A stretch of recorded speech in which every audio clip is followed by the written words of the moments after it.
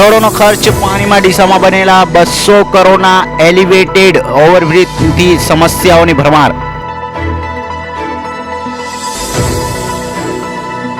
ગાંધીનગરમાં 35 કરોડની હેરાફેરીમાં 3 શખ્સની ધરપકડ. મુખ્ય આરોપીઓ હજી પણ ભૂગર્ભમાં.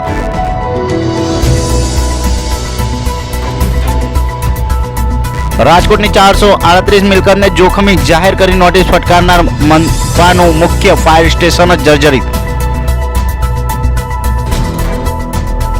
તલાલાના ચિત્રાવડ ગીર ગામમાં ચાલી રહેલા કુટરખાના પર પોલીસનો દરોડો. સંચાલક દલાલ સહિત 6 શખ્સોને ઝડપી પાડ્યા.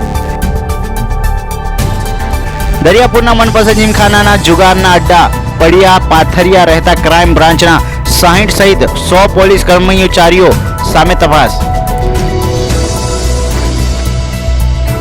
વિડીયો વાયરલ થતા તંત્રની પોલ ખુલી. અમદાવાદમાં વરસાદી પાણીના ખાડામાં ફસાયેલી કારને ક્રેન વડે ઊંચી કરીને બહાર કાઢવી પડી.